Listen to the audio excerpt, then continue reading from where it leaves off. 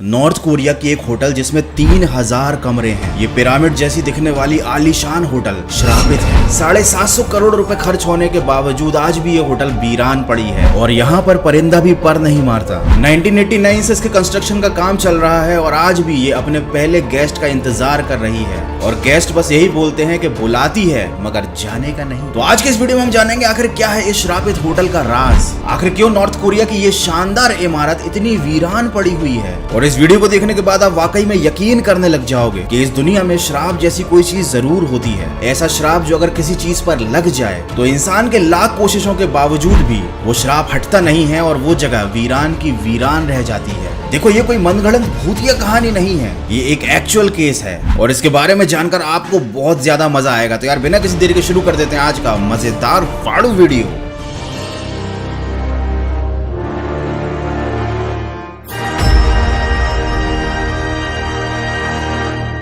Regular सी दिखने वाली box जैसी बिल्डिंग्स के बीच में ये ट्रायंगुलर शेप का पिरामिड जैसा विशालकाय होटल खड़ा है। वही बिल्डिंग जिसे लोग भूतिया मानते हैं, श्रापित मानते हैं। ये करीब 1083 फीट ऊंची है और ये फ्रांस के आईफिल टावर से भी ज्यादा ऊंची है। इसमें करीब 3000 कमरे हैं। इसमें कैसीनो और नाइट क्लब भी बना हुआ है। अब ऑब्वियसली इतनी बड़ी होटल है तो ये सारी सुविधाएं तो होंगी ही। मतलब सोच के देखो कि अगर ये होटल श्रापित नहीं होती तो शायद ये दुनिया में सबसे ज्यादा फेमस होटल होती और ये दुनिया की टॉप बिजनेस होटल्स को टक्कर दे सकती थी। लेकिन कहते हैं ना कि वक्त से पहले और किस्मत से ज्यादा किसी को कुछ नहीं मिलता। तो करीब 30 साल से ज्यादा हो चुके हैं लेकिन ये बिल्डिंग अभी भी वीरान पड़ी है। पैसा बर्बाद।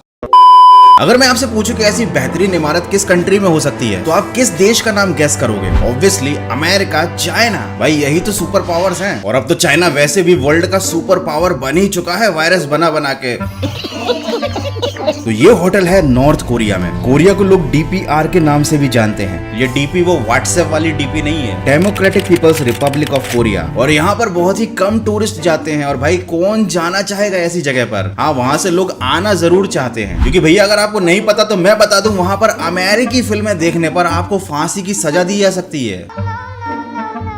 और अगर आपने नॉर्थ कोरिया में इंडिया की मूवी देख ली तो आपको वो लोग पकड़ के जेल में डाल देंगे। यहाँ पर दुनिया इतनी आगे बढ़ रही है, लोग नेटफ्लिक्स और OTT के मजे ले रहे हैं। लेकिन भैया आपको बता दूं नॉर्थ कोरिया में केवल 3 टीवी चैनल चलते हैं और उस पर भी जो प्रोग्राम आते हैं उन पर गवर्नमेंट पूरी नजर रखती है। मतलब ऐसा ही नहीं है कि आपने टीवी खोला और आप कुछ भी देख रहे हो।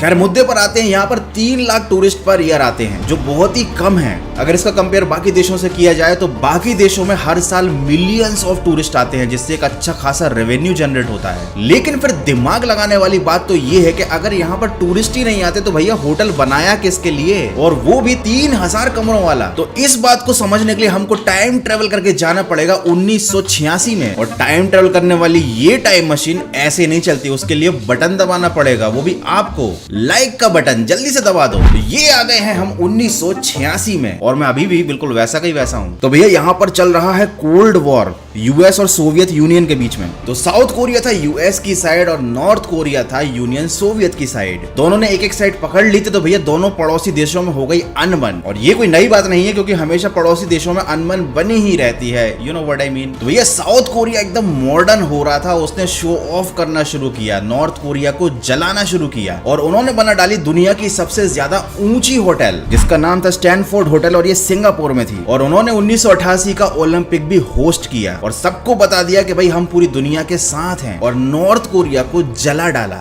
जली ना, तेरी भी जली ना। लेकिन भैया नॉर्थ कोरिया भी पीछे थोड़ी रहने वाला था। उन्होंने 1989 मतलब 1989 में world festival of youth and students बनाया जो कुछ ओलंपिक जैसा ही था। और इस फेस्टिवल में बाहर के देशों से बहुत सारे पार्टिसिपेंट्स आने वाले थे, इसीलिए उन्होंने चालू किया एक कंस्ट्रक्शन, इस होटल का कंस्ट्रक्शन। साथ ही उन्होंने अपने एयरपोर्ट को मॉडिफाई करके एक्सटेंड करके पूरा का पूरा स्टेडियम बना डाला, वो भी छोटा मोटा नहीं, 15,000 सीट वाला स्टेडियम। लेकिन भैया ये जगह थी श्रापित, यहाँ पर कर्स लगा हुआ था। तो 1987 से जो कंस्ट्रक्शन चालू हुआ वो आज तक अधूरा का अधूरा ही है। मतलब इस होटल को बनाते समय इतनी परेशानियां आई कि किसी ने सोची ना होगी। यार मैं हर वीडियो में थारा भाई जोगिंदर को क्यों घुसड़ा देता हूँ। और 1992 तक पूरी कोशिशें करने के बाद भी ये होटल बन नहीं पाया और उसके बाद भैया नॉर्थ कोरिया की जो इकोनॉमी थी उसकी बैंड बज गई। टोटल $750 मिलियन का खर्चा हो चुका था इस होटल को बनाने में, और ये होटल था कि बनने का नाम ही नहीं ले रहा था। तो फाइनली इसे एक कर्ज होटल मान लिया गया। लेकिन फिर 2000 में आए किम जोंग इल, जो बिल्कुल नहीं थे इल, एकदम हेल्दी थे, और उन्होंने इस होटल के कंस्ट्रक्शन का काम फिर से शुरू कर दिया। उन्होंने कहा कर्ज की ऐसी की तैसी, और उन्होंने भैया इतना पैसा खर्च किया इस होटल को चमकाने में कि खर्च करते करते 11 अरब रुपए खर्च हो गए। और 11 अरब खर्च करने के बाद भी ये होटल केवल बाहर से चमचमाती हुई दिख रही है, अंदर तो ये खंडर ही है, ना बिजली है, ना पानी है, ना पेंट है। कोई अंदर जाएगा तो बोलेगा कि ये होटल नहीं भूत बंगला है, लेकिन बाहर से कोई भी देखेगा तो बोलेगा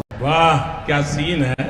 अब मुझे सही में समझ में नहीं आ रहा कि नॉर्थ कोरिया में एक तो वैसे ही ये सब कानून चलते हैं जो हमारी समझ से बाहर हैं, और ऊपर से ये होटल वाला कांड इन्होंने जो कर दिया ना, उससे तो लगता है वहाँ सही में पागलपंती ही चल रही है। मतलब भैया जब होटल को तुमने अंदर से सही किया ही नहीं तो उसे बाहर से चमका क्यों दिया? देखो ऐसा नहीं है कि उन्होंने कोशिश नहीं की, उन्होंने इतना पैसा इसलिए खर्च किया ताकि होटल फिर से चालू हो जाए। लेकिन भाई साहब 2021 तक, आज के दिन तक इस होटल में कुछ नहीं हो पाया। ना ये होटल कंप्लीट हो पाई, ना इसमें कभी कोई गेस्ट आया, ना इसका कंस्ट्रक्शन का काम कंप्लीट हो पाया। इस पे कुछ स्पेशल टाइप का कर्ज लगा हुआ है, मे बी उस कर्ज का नाम होगा इनकम्प्लीट कर्ज। मतलब ये एक ऐसा श्राप होगा जो किसी काम पे अगर लग जाए तो वो काम कभी कंप्लीट ही नहीं होगा। एनीवे लोग काम करते गए, पैसा फूंकती गई सरकार, प्रॉब्लम पे प्रॉब्लम आती गई, तारीख पे तारीख आती गई, और फिर आ गया कोरोना। और उसके बाद तो भाई आप जानते ही हुए पूरे देश, इकोनॉमी, दुनिया की ऐसी की तैसी हो गई। और उसके बाद नॉर्थ कोरिया की गवर्नमेंट ने सोचा कि भाड़ में जाए होटल, उसका काम उन्होंने करना ही बंद कर दिया। अब नॉर्थ कोरिया की गवर्नमेंट खुद सोचती होगी कि हमने इस होटल का काम शुरू करके एक बहुत बड़ा गुनाह कर दिया था। गुनाह से मुझे याद आया, ये दुनिया का ऐसा पहला देश है जहां पर 3 जनरेशन तक सजा दी जाती है। मतलब अगर आपसे कोई गलती होती है, आप कोई गुनाह करते हो, तो भैया आपकी 3 पीढ़ियों की वाट लग जाएगी। आपके परिवार के हर सदस्य को पकड़ के वही सजा दी जाएगी जो आपको मिल रही है। आपके घर के बूढ़े, माँ बाप, दादा दादी, छोटे छोटे बच्चे, सबकी जिंदगी पूरी तरीके से खराब हो जाती है। और अगर आपको सजा नहीं भी मिलती, आप कोई गुनाह नहीं भी करते, तो भी आपकी जिंदगी बर्बाद है, क्योंकि यहाँ पर आपको केवल 28 तरीके की हेयर स्टाइल रखने की परमिशन है। वो 28 हेयर स्टाइल भी गवर्नमेंट ने डिसाइड कर रखी है। तो भैया अगर हमारे यहाँ के टिकटॉक बनाने वाले नॉर्थ कोरिया चले गए ना, तो उनकी 3 पीढ़ियों की वाट लग जाएगी। और केवल पुरुषों पर ही नहीं भैया, ये अत्याचार महिलाओं पर भी हो रहा है। वो भी कोई भी हेयर स्टाइल नहीं रख सकती, जो गवर्नमेंट ने डिसाइड कर रखी है उन्हीं में से कोई एक हेयर स्टाइल उन्हें चूज करनी पड़ती है। हाँ बस इतनी छूट है कि अगर महिला शादीशुदा है तो फिर वो कैसी भी हेयर स्टाइल रख सकती है। यही नहीं, अभी और सुनिए। सन 2008 की बात है, नॉर्थ कोरिया को फर्टिलाइजर सप्लाई करना बाहर के देशों ने बंद कर दिया। तो अब उनके देश में फर्टिलाइजर मतलब खाद की हो गई बेहद कमी, और फसल उगाने के लिए नॉर्थ कोरिया की सरकार ने लिया एक कड़ा कदम। उन्होंने अपने नागरिकों से कहा कि अपना मल इकट्ठा करें, उसे फेंके नहीं, और गवर्नमेंट के अधिकारियों को अपना मल सौंप दे, जिससे वो बनाएंगे खाद, और इससे खाद की कमी की प्रॉब्लम सॉल्व हो जाएगी। वाह,